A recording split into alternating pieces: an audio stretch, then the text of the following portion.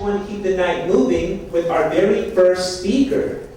So, Dr. Lee Ann Gray is the founder and executive director of the Connect Group, which is a nonprofit organization connecting communities with innovative educational solutions.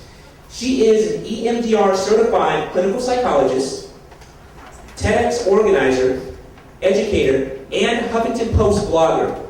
She created a compassion training program for teens, lectured at UCLA, and served as expert witness in special education. Dr. Gray is a national speaker on matters of gifted, ADHD, mindful awareness, and education. Ladies and gentlemen, help me welcome Dr. Lee Ann Gray.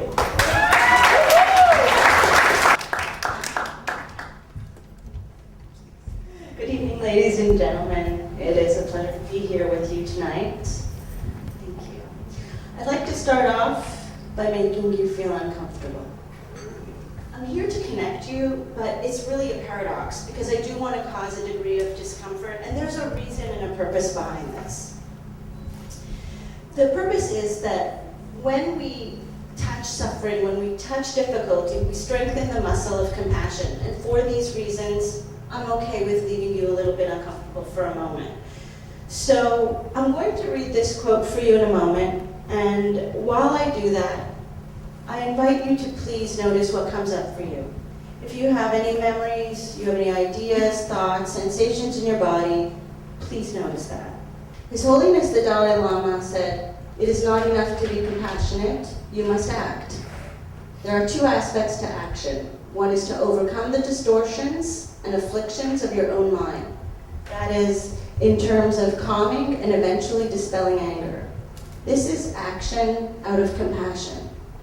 The other is more social, more public, when something needs to be done in the world to rectify the wrongs.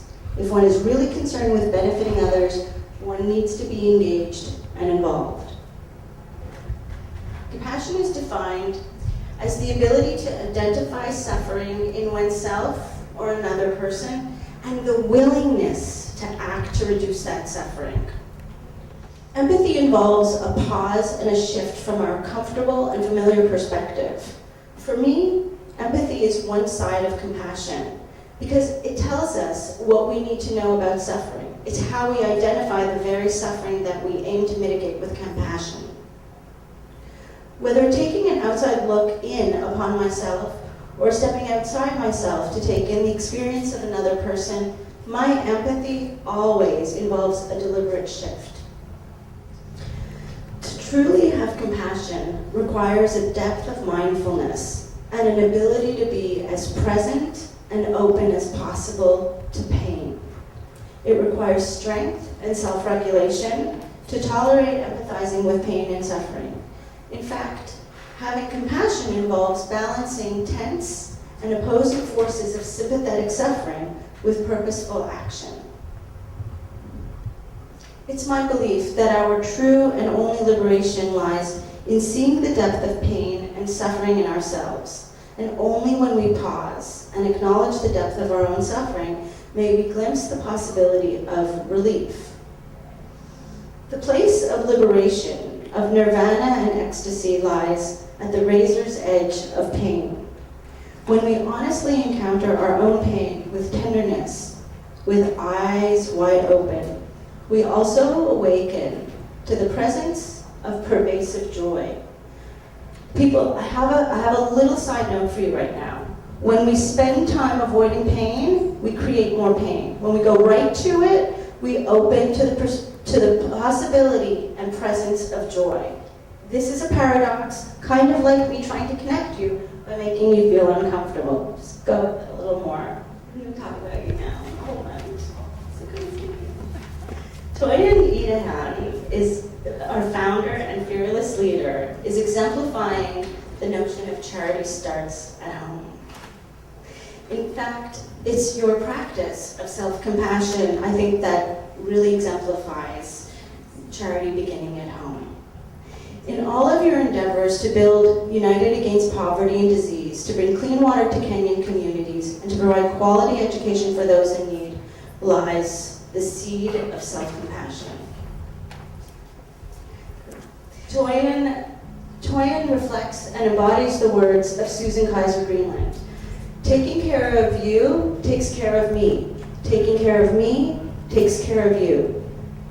Toyin understands at the deepest level that her suffering and loss continue as long as any woman or girl suffers in any way. In a recent discussion with Toyin, we grappled with the claim that she and women like her are trying to change the world. And I want to proclaim something tonight for everybody.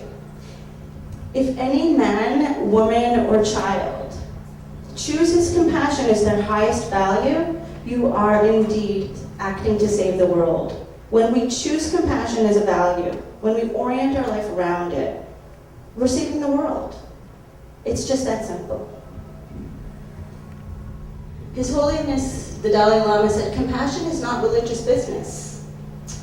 It's human business, and it's not a luxury reserved for only some humans. That's my part. It is essential for our own peace and mental stability. It is essential for human survival. I want to thank you all for coming here tonight to join together with those suffering in Kenya. May your presence here be a present to all. May you be healthy, happy, and safe. May you be peaceful and live easily. May you offer yourselves compassion, and please continue supporting UAPAD in their efforts to mitigate suffering associated with poverty and disease.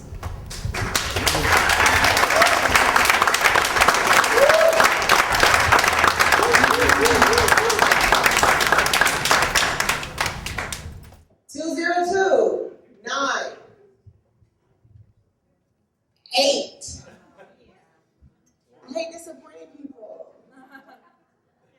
7? If I make one person happy.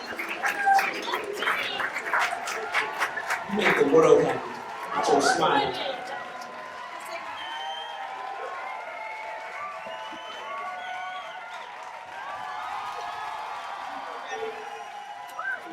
All right, congratulations to our winners.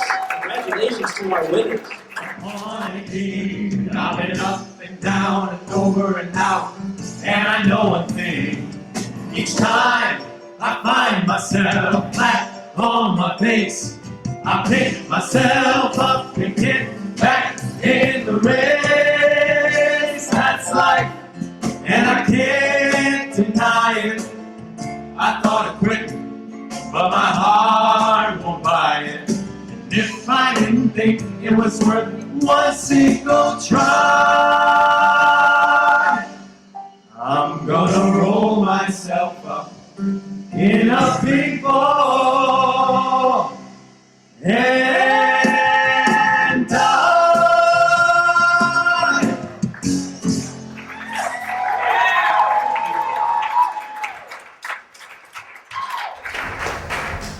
Hello. As Kenny said, my name is Bridget Levan. I'm the Global Projects Coordinator here at UAPAD. I am very passionate about Project Maji Safi. So it's a project, as Toyin mentioned, in Longest Estate, which is a 15-minute drive outside of Eldoret Town in West Kenya.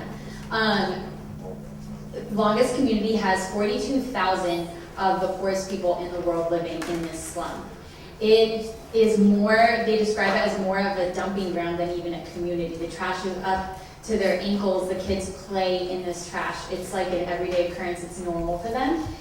Their diseases are rampant. They run barefoot in this. They have an open sewage system in town.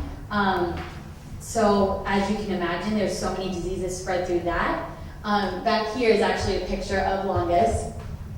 As you can see, it's not something like we see around here. So we've been so fortunate to be partners with Widows and Orphans Alive Community, which is a nonprofit in Longest that's working to not only alleviate poverty, but to empower the widows and orphans in that town. We're looking to build a community center where the women can come and be trained in a trade, where they can go to the markets and sell something. Make a greenhouse where they can have like a sustainable means of preventing food insecurity. So we have a lot of really great plans to come in the future, and we're so excited that you're here at this very first launch of our project for Project Maji Safi. And yeah, I would just like to thank you guys.